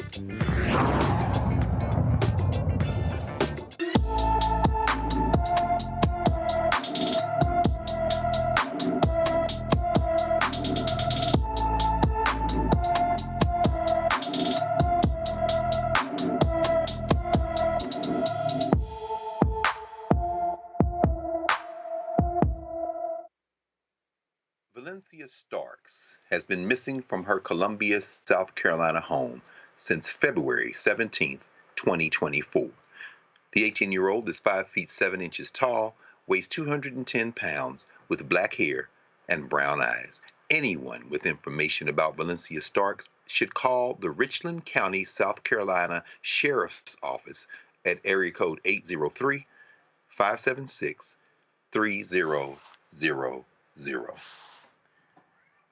We're going to return now to our conversation, and we'll bring we'll bring you in a second. I just want to ask another question, and appreciate you, Sister LeBlanc, Joanna LeBlanc, who is a partner at the Adomi Advisory Group, who is really helping us work through what's going on in Haiti right now and what needs to happen. There are a lot of folks out there, and I would probably be closely aligned to you as far as on this, to them on this is probably no surprise. That would say that these foreign interventions just continue a pattern of meddling in the affairs of Haiti and not allowing the Haitian people to work out their challenges on their own. And we can go back to the beginning when the United States wouldn't recognize Haiti, and then France hangs them with a reparation bill that they pay off for decades, and then of course the serial invasions, and then of course taking out Jean-Paul Aristide and everything prior to, of course, the earthquake and this they haven't ever recovered from. Question: How do they emerge to begin to rebuild a government they elected? Because there are a number of people that would say that the current government is just completely illegitimate, and that anybody coming in there to try to restore quote-unquote order is doing it not on the invitation of a legitimate government, but an appointed group, many of whom are expats or don't really live in the country, but who are under the thumb of some of these powers, whether it be the core group or the United States or France or Canada. But setting all that aside momentarily, if we can, how do you anticipate, or how can you imagine the Haitian people finally getting in a position to begin to elect their own leaders and not have anybody imposed from without, regardless of their intent? Yeah, I think that's a very, very good question that you just posed. But what I think is important to note is that at the end of the day, the state of Haiti is a sovereign nation, right? Haiti's international partners may have ideas on how to address some of the crises impacting the country. But at the end of the day, the government has to allow it, right? And as you noted, the current government that exists in the country is not one that was elected by the people, right? It is one that was appointed through a process that CARICOM played a role in. You have the Presidential Council, which is comprised of 9 individuals. Pretty much the country has 9 presidents, right? 2 of them do not have voting powers. And most recently, that Presidential Council has been hit with corruption scandals, right? So that's the reality. And then you have Prime Minister Conil, who was also selected to lead the country. So his bosses really are the presidents of the country, the 9 members of the council. And I'm not sure if you've been following this, Dr. Carr, but the prime minister and the presidential council don't see eye to eye on many issues. There's not a great deal of communication between the two. And the reality is that the prime minister has very little control over the country. So that's the kind of climate that we're dealing with. But at the same time, you have crises that have to be dealt with in order for the people of Haiti to thrive. So how do you do that, right? One of the reasons why the mission was approved was that so that the country can achieve some level of peace and security to organize free, fair, transparent, and inclusive elections. So the goal is that the current government that is in place will support with the Kenyan-led mission, restore peace and order, and organize free, fair, transparent, and inclusive elections next year, November 2025, and by February 7th of 2026, there would be a new president. There will be a president. There will be a prime minister, and there will be elected officials in the country. Because right now, not one person in the country is elected, not one person. All of their mandates expired years ago. They had not been able to organize elections because of the insecurity crisis and because of lack of consensus between various political groups. So that's where we are. But in the midst of all of this political challenge that the country is being faced with, you have children, you have women, you have the most vulnerable who still don't have access to some of their most basic necessities, right? And as a result, they're taking dangerous routes to come to the U.S.-Mexico border, seeking safety and better opportunities. And the country has also dealt with a great deal of brain drain. Folks, fleeing to Chile, Brazil, you name it. And then the Biden administration put in place the humanitarian parole program. So everyone who could be eligible essentially left the country and came to the United States. So there is very little talent left in the country. So as we're discussing the rebuilding of Haiti, who's going to be left to help rebuild the country if all of the talents have left? Absolutely. No, I mean, and thank you for, being very pragmatic about this. You can be idealistic about it, but at the end of the day, there are people dying. There are people completely in harm's way, and nobody leaves their home unless they just don't feel like they have anything else to lose. And so we greatly appreciate that. Let me bring Reese in. We should have brought her in a little earlier. Sis, I'm sorry about that, Reese, but this is such education we're getting tonight. Do you mind, please, any questions, comments, conversation for our sister, Joanna LeBlanc?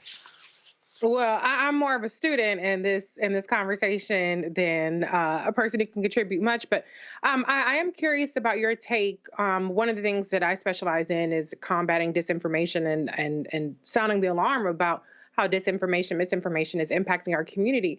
I read that there were 90 Haitian journalists as well as Reporters Without Borders who urged several months ago to the Haitian transitional presidential council to get more support for free media for journalists and for the infrastructure there around that. What impact do you think it's having on the ability to galvanize a response around any kind of solution in Haiti, not just within the borders, but around the world, with the attacks that are happening there on journalists, kidnappings, murders, and places being inaccessible to them? Because of the severity of the crisis, every sector within the country have been impacted, including journalists, right? But journalists play a pivotal role in getting accurate information to the rest of the world, right? So they need to be able to access information freely, right? As long as it's within the laws of the Republic of Haiti, because it's important for Haitians to control their narrative, right? And I think this is one of the reasons why Roland's show exists, because if Haitians don't control their narrative, it's going to be told by somebody else. And when someone else is telling your narrative, they can tell it however suits them, right? So it is important not only for journalists to have access to information so that they can do their work and not be persecuted by different gang groups in the country, but it's even more important to ensure that there's accuracy in the information that is being shared with the public.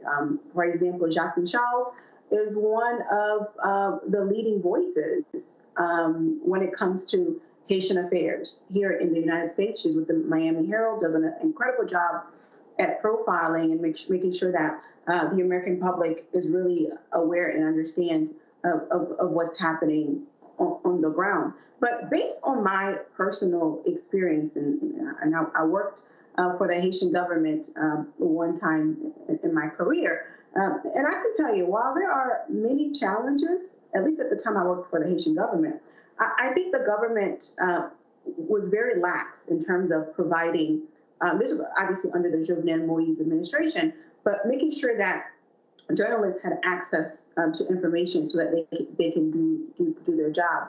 Perhaps it has changed under this new government because of how dire the insecurity crisis is.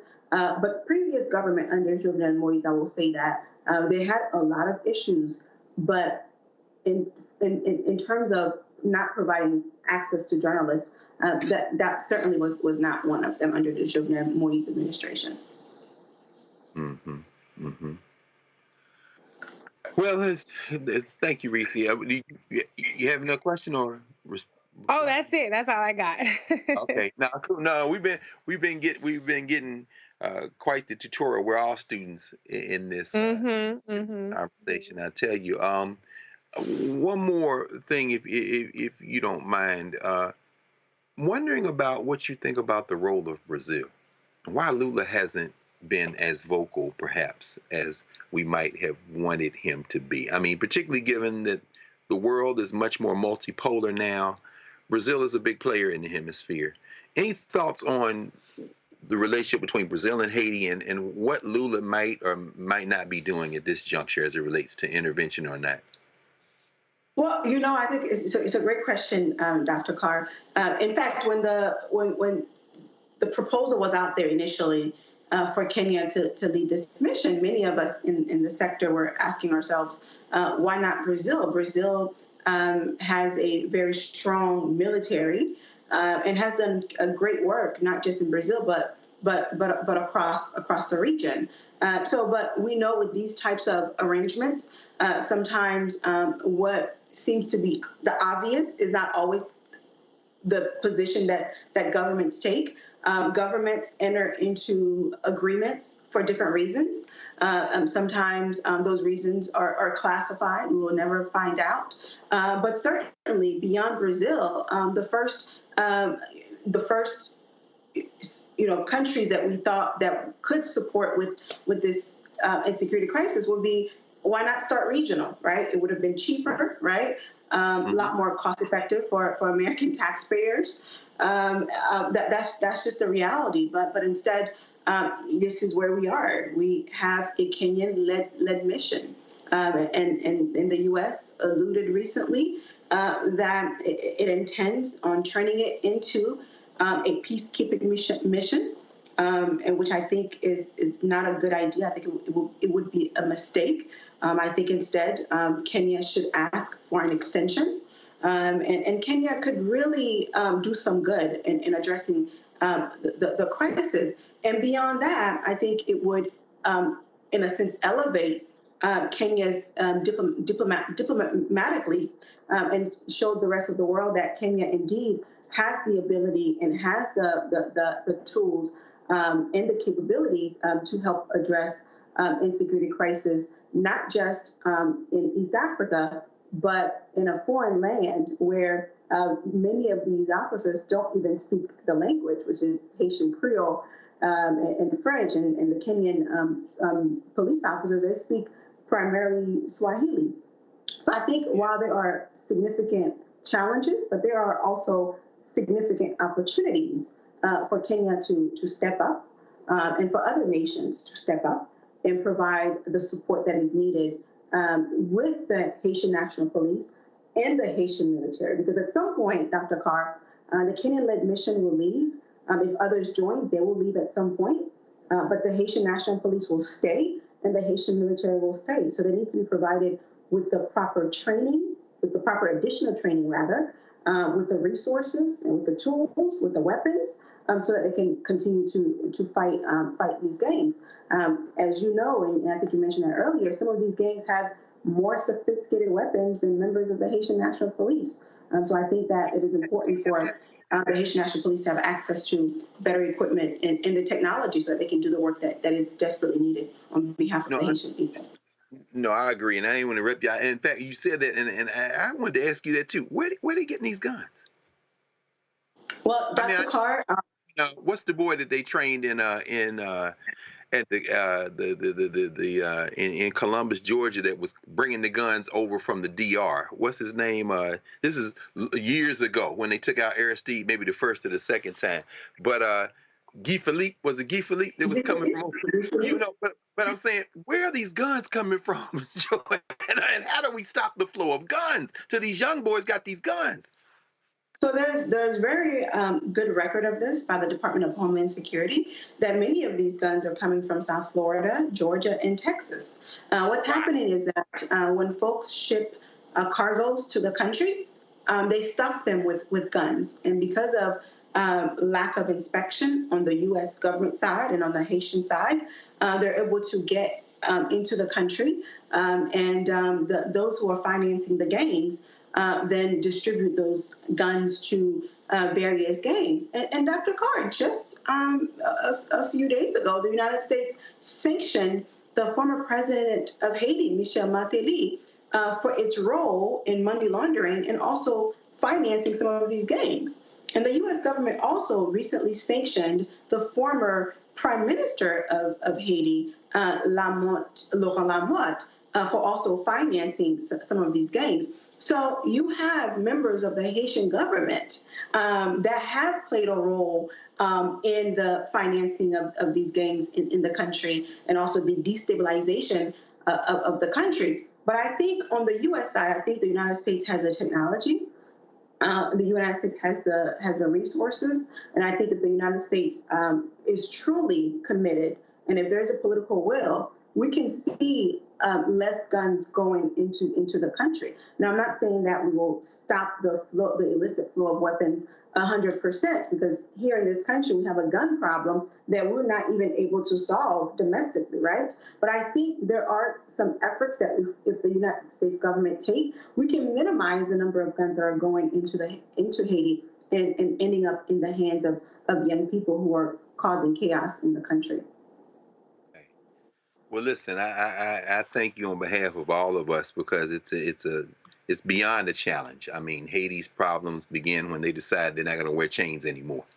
And we know that at that point they have to be punished. And when you strike a Haitian, you're striking all of us. So we have an obligation to fight back on behalf of our people. They struck the first blow, and we need to continue that fight. As it was once said, one continual cry out of Haiti, and Haitians can take care of themselves. We just got to make sure that we do the rest of their business to help them be able to do that. Joanna LeBlanc, partner at the Adomi Advisory Group, thank you for giving us a tutorial tonight, for bringing us up to speed, and we hope you'll come back so we can continue to discuss this. Thank you. Of course. Thank you. You're watching Roland Martin Unfiltered here on the Black Star Network, and we'll be right back. Blackness and what happens in black culture. We're about covering these things that matter to us, speaking to our issues and concerns. This is a genuine people-powered movement. There's a lot of stuff that we're not getting. You get it, and you spread the word. We wish to plead our own cause. Too long have others spoken for us. We cannot tell our own story if we can't pay for it. This is about covering us. Invest in black-owned media. Your dollars matter. We don't have to keep asking them to cover our stuff. So please support us in what we do, folks. We want to hit 2,000 people, $50 this month, raise $100,000. We're behind 100,000, so we want to hit that. Y'all money makes this possible. Checks and money orders go to P.O. Box 57196, Washington, D.C. 20037-0196. The Cash App is $RM Unfiltered. PayPal is R Martin Unfiltered. Venmo is RM Unfiltered. Zelle is Roland at RolandSMartin.com. Hatred on the streets, a horrific scene, a white nationalist rally that descended into deadly violence. White people are losing their damn minds. As an angry pro-Trump mob storms the U.S. Capitol, we're about to see the rise of what I call white minority resistance. We have seen white folks in this country who simply cannot tolerate black folks voting. I think what we're seeing is the inevitable result of violent denial. This is part of American history. Every time that people of color have made progress, whether real or symbolic, there has been what Carol Anderson at Emory University calls white rage as a backlash. This is the rise of the Proud Boys and the Boogaloo Boys. America, there's going to be more of this. Here's all the Proud Boys, guys. This country is getting increasingly racist in its behaviors and its attitudes because of the fear of white people. The fear that they're taking our jobs, they're taking our resources, they're taking our women. This is white fear.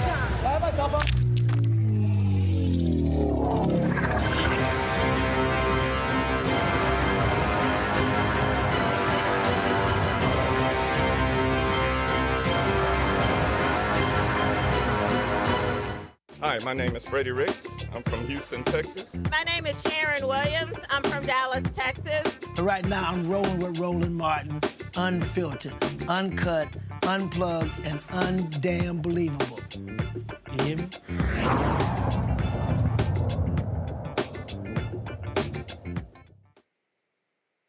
Welcome back to Roland Martin Unfiltered here on the Black Star Network. We're glad that you all have joined us. Make sure that you support the network. You got to support the network financially. We are depending on us, supporting to make sure that independent black media, hard-hitting black media, of course, survives, and that these types of conversations like the ones we've had tonight persist. It's indispensable at this point. Speaking of a conversation that everyone's having, but that black folk are going to have differently and have been having differently, let's turn our attention to Appalachian High School in Georgia. Georgia authorities have identified the 2 students and 2 teachers who were killed in that shooting at Appalachian High School in Winder on Wednesday morning. Richard Aspinwall and Christina Iremi were the 2 teachers killed in the incident. Officials said at a Wednesday night news briefing they also identified the 14-year-old student victims as Mason Schermerhorn, and Christian Angulo. Investigators are still looking into why Colt Gray, who has previously fallen on the radar of law enforcement. Oh, there's a young cherub-faced Colt Gray who was killed while being taken into custody. Oh, no, they didn't. No, they encountered him with a weapon. He gets to lay his weapon down. Whiteness is a hell of a drug, isn't it? A hell of a drug. Investigators are looking into why the killer, Colt Gray, who has previously fallen on the radar of law enforcement who fell on the radar of law enforcement for threatening to carry out a school shooting, opened fire on his classmates. Gray allegedly denied being behind the posts, while his father said that they were hunting guns in the family home. They had hunting guns in the family home, but that his son, then 13, did not have unsupervised access to them. Did he have unsupervised access to television when the punk governor of Georgia, that punk governor, Brian Kemp, was running those campaign ads when he ran against Stacey Abrams? Did he have access to television when he ended one of those ads with that shotgun over his lap, talking about if somebody came to his house looking for his daughters, and then he blasted the shotgun? Did he have access to all of your MAGA legislators in the Georgia State Legislature? Did he have access to their campaigns when every damn kind of gun that you can imagine is loose in the state of Georgia? Did he have access to television? Did he have access to all of the video games that they let you play today, that let you kill people for sport on video games? Did he have access to that? Gray was arrested on the scene.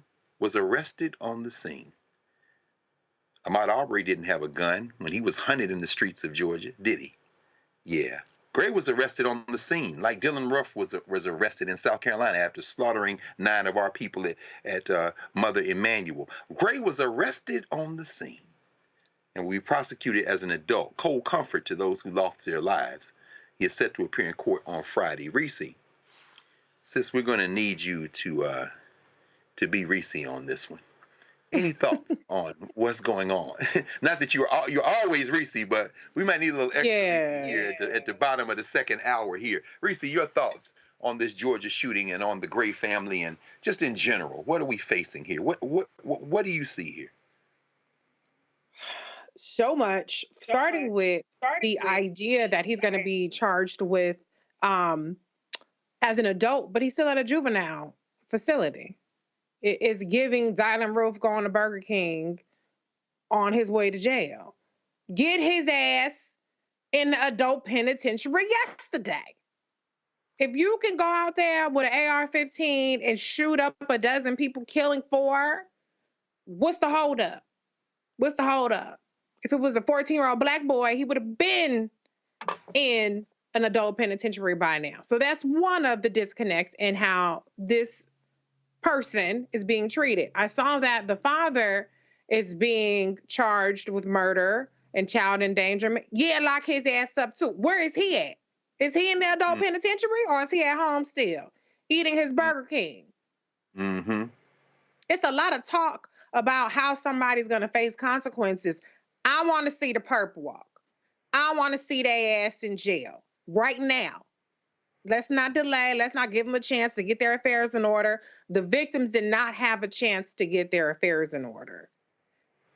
This motherfucker did not want to die because he surrendered, but he took it upon himself to take the lives of others, to rob allegedly, to rob the lives of others. For what? For what purpose?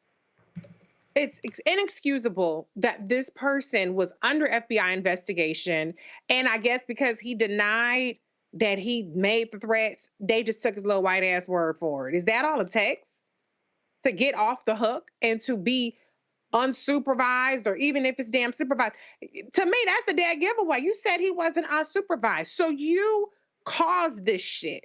You created a monster. You created a depraved human being who can go next door to his classroom and shoot people with an AR-15 that you purchased.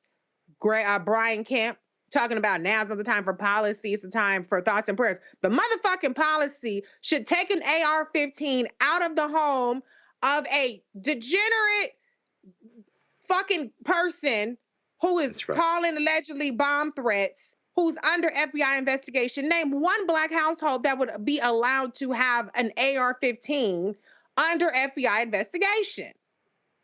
Yes, it's time to talk about policy. There were so many failures in this, but on the same token, this is exactly how our society is designed. It's designed to indoctrinate. It is designed to groom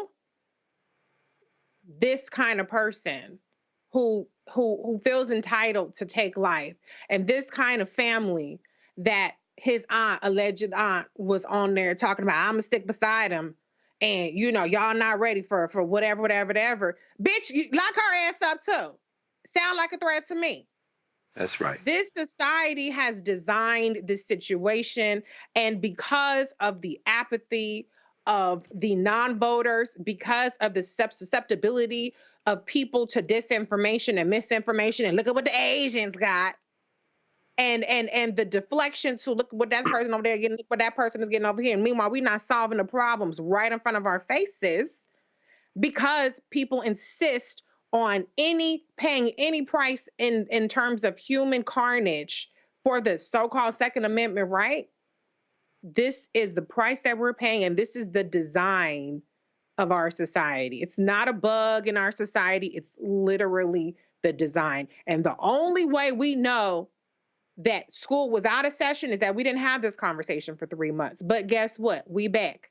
And so now we're back again talking about it. Now we're back again as senseless victims. And the last thing I will say is the motherfuckers who sat up there and published the picture of that Black boy who was gunned down.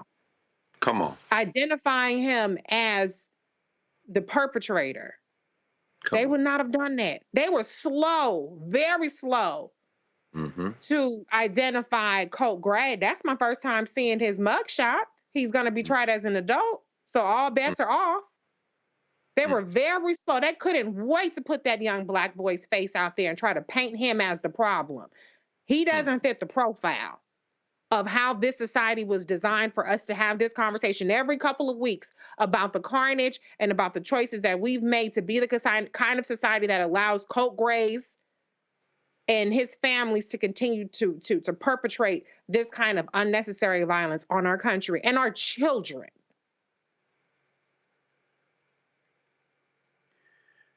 We needed that to echo. Thank you, Reese. That's absolutely right. Again, this is the indispensable role of Black media. What we are seeing, independent Black media that's speaking truth to power. Because you're absolutely right. A shout out, of course, Carol Gant, the producers here at the Black Star Network, because we'll see how many times we see that picture going forth anywhere else and how it's narrated. Not going to hear it that way. We know that. We look at the K-12 shooting database. The media has been scouring the database. How many shootings are we up to now? More than 200 incidents this year as of September the 4th. 285. Oh, my God. 385. Okay, I had that wrong number. I'm reading the CBS website, but we see at least 10 were in Georgia, including the Appalachia school shooting. And the majority of them, over half of the school shootings in the last 10 years, have taken place in the school day while classes were in session. We know that since the Sandy Hook shooting and the Sandy Hook murders, that over 34 states in this country have passed laws to enable teachers to carry guns, as if that's the solution. Right. Congressman Congressman Collins, 10th District in Georgia.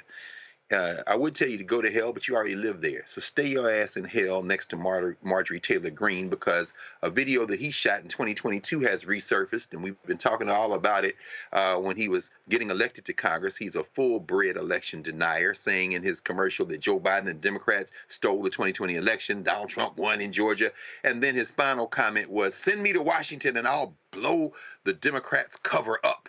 And of course, then that sets off his gun. Blowing up the ballot box. So that's the congressional district, of course, that high school is in. So you can keep your thoughts and prayers and perhaps pray to your white supremacist gun-toting God in the hell that you live in, and stay in that hell, sir. But one thing is for sure, something is going to have to change in this country, because we are facing, we've been facing a crisis since the boat showed up to bring us here, but this is completely out of hand. Reese, thank you for. Yeah, I just want to say the thing that has to change is we have to put humanity over whiteness, because as long as this country chooses whiteness, we're going to continue to see this carnage. Uvalde happened. Greg Abbott gets reelected decisively, not even close, decisively. That's right. You had Marjorie Parkland, Florida. That's right. Ron DeSantis, Republican senators elected. Now you have Georgia. They chose Brian Kemp over Stacey Abrams. This is the design, because whiteness is more powerful than humanity by design, and because we allow it to be, because we abdicate our power, because we don't vote our capacity, we alone could have shifted the outcome. And I'm not saying it would have necessarily avoided this, but it will be changing the design a little bit more. But we continue to step back and let whiteness rule. That's right. So this is the design, and this is the choice that this country has made, and it will continue to make this choice as long as we allow it to. Absolutely. Well stated, my sis. As always, our Thursday night conversation, Reese Colbert, host of the Reese Colbert Show, Sirius XM, channel 126 on Saturdays. That's right. We throw in the fist. We've been joining the rotation, Lamar King and I, 3 days a week on Sirius XM mornings, holding down the fort in the Black Eagles nest, trying to, at least have the shadow of Joe Madison. So we just joining forces, Black Star Network and Channel 120X series. Yes. Check us out. We're going to be together in person, as the Muslims would say, inshallah, on Tuesday night at 7 p.m. Eastern Time, there in the mothership, in the studio with Roland. Roland, travel safe, brother. We're always glad when you're on the road, and we're always glad when you get back to the nest. So y'all make sure you all join us at 7 p.m. on Tuesday, September the 10th. You see the graphic up there. Live coverage of the, I guess you can call it the debate. You're seeing the Vice President of the United States and a madman ranting that, shout out to Judge Tanya Churkin of the Federal District Court here in the District of Columbia, who, when confronted by Donald Trump's lawyers today, when they said there's a presidential election going on, she said, yeah, I have no concern about a presidential election. There's a 4-count trial that I'm trying to get scheduled. So talk about black women. She said she got them straight today, Reese. That was a beautiful thing. That's right. I know that's right. So I know you're going to be talking all about it on Saturday. So, we'll tune in as always. So That's it tonight for Roland Martin Unfiltered. Shout out to, indeed, Carol and all the production team there at the mothership. We're glad to be here. Travel safe, Roland. Support the Black Star Network. That's real rap. We got to do that. No cap, as the young people would say. And with that, we will shout out the way we do at the end of Roland Martin Unfiltered. Oh, wait, there it is. There it is. Cash App, PayPal, Venmo, Zelle. I got to read that. I can't do it like Roland. Even send the cash money in. The envelopes come in. Get that money that folds, not the money that jingles, to quote Coming to America. We want the money that folds. Send it right there. You see the address on your screen. P.O. Box 57196, Washington, D.C. 20037. Do that. Okay. With that in mind, as Roland Martin would say, how? Folks, Black Star Network is here. Oh, no punches! I'm real revolutionary right now. Support this man, Black Media. He makes sure that our stories are told. Thank you for being the voice of Black America, Roland. Stay black. I love y'all. All momentum we have now, we have to keep this going. The video looks phenomenal. See, there's a difference between Black Star Network and Black-owned media and something like CNN. You can't be Black-owned media and be scared. It's time to be smart. Bring your eyeballs home. You dig?